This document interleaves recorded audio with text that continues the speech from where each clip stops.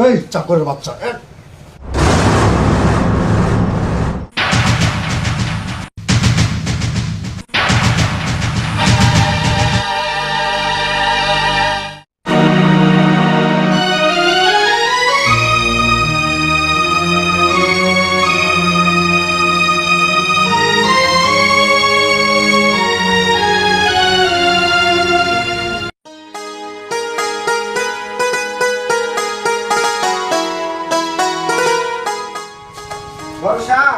বড় সাপ আমি বড় সাপটা না খুবই ভালো।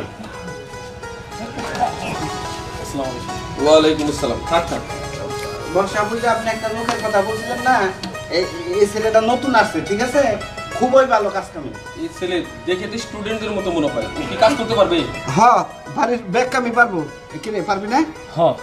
আমি পড়ালেখা জানি, কিন্তু ভাগ্যের নিয়ম পরিহাসে আমি কোনো জায়গায় কাম পাই না, তাই আমি যা পাই তাই করি। আমি সব কাম পারি, আমি সব কাম করতে পারো। ও, পড়ালেখাও জানো? আচ্ছা ঠিক আছে, তুমি যদি কাজ করতে পারো কোনো সমস্যা নেই, তুমি ভালো বেতন পাবে। বড় সাপ আমি তাহলে যাই, দোকানটা খুলে রেখেছি। হ্যাঁ আচ্ছা ঠিক আছে, থাকো থাকো। হ্যাঁ আচ্ছা। এই ছেলে তাহলে ব্যাগটা নিয়ে এসো, আমি তোমাকে কাজকর্মগুলো বুঝিয়ে দিচ্ছি।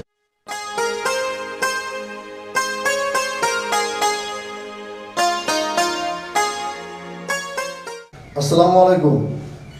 জি আলহামদুলিল্লাহ, আমি খুব ভালো আছি। আপনি ভালো আছেন তো?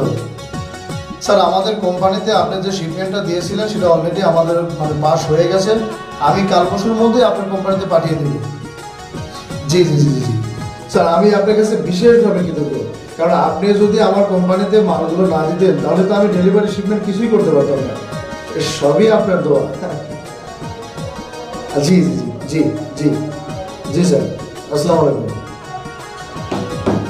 এই যা, একটা জরুরি ফোন দিতে হবে, আমার তো মনেই নেই।